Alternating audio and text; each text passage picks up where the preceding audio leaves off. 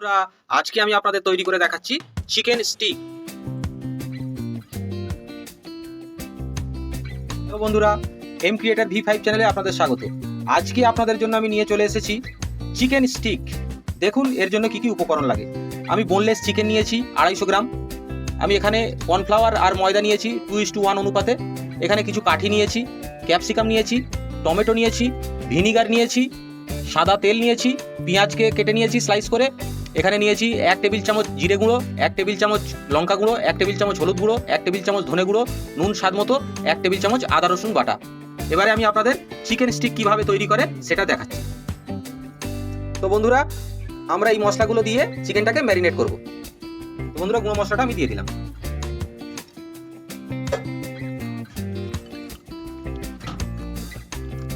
এটাকে হালকা মাখিয়ে নিয়ে আমি এর মধ্যে দিয়ে দেব 1 টেবিল চামচ আদা রসুনের পেস্ট, 1 টেবিল চামচ ভিনিগার, 1 টেবিল চামচ সাদা তেল।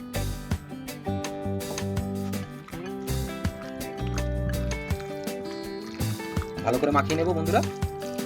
মাখিয়ে নিয়ে এটাকে আমরা 30 মিনিটের জন্য রেখে দেব। তো বন্ধুরা, আমরা 30 মিনিট পরে ফিরে এলাম। এবারে আমরা দিয়ে দেব 2:1 অনুপাতে কর্নফ্লাওয়ার আর ময়দা। এতে সুন্দর ক্রিস্পি ভাবটা আসবে। এবারে আমরা এটাকে সুন্দর করে মাখিয়ে নেব। তো বন্ধুরা, আমরা আপনাদের স্টিকটা সাজিয়ে দেখাচ্ছি। আমি প্রথমে নিয়ে নিলাম 1 পিস মাংস। তারপর আমি নিয়ে নিলাম একটা ক্যাপসিকাম। তারপর আমি নিয়ে নিলাম একটা টমেটো। তারপর আমি নিয়ে নিলাম একটা পেঁয়াজ, আবার মাংস,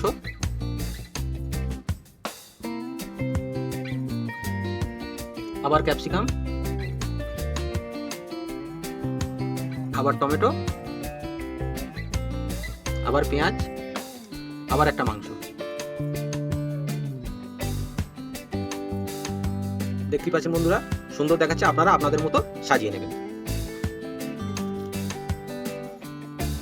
তো বন্ধুরা, আমি এইভাবে সব স্টিকগুলোকে তৈরি করে নিয়েছি। আমি আপনাদের এবারে ফ্রাই করে দেখাই। হ্যালো বন্ধুরা, তো আমি কড়াইতে তেল দিয়ে দিলাম। বন্ধুরা, আমাদের তেল গরম হয়ে গেছে। আমরা একে একে স্টিকগুলো দিয়ে দেব।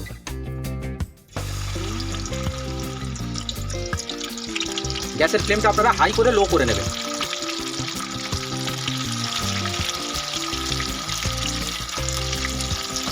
গ্যাসের ফ্লেমটা আস্তে করে দেবেন। এইভাবেই আস্তে আস্তে এটা হতে থাকবে 5 থেকে 6 মিনিট। এটা চাপা দিতে হবে না, ওপেন করবেন। তো বন্ধুরা, এটা আমাদের লো ফ্লেমে 5 মিনিট ভাজা হয়ে গেছে। এটাকে আমরা এবারে আস্তে আস্তে উল্টে দেব।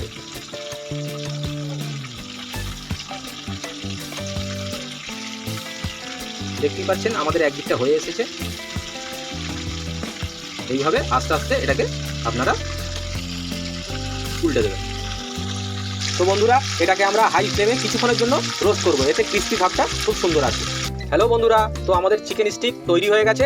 এবারে আপনাদের সার্ভ করে দেখাবো। এবারে আমি সার্ভ করে দেখাচ্ছি।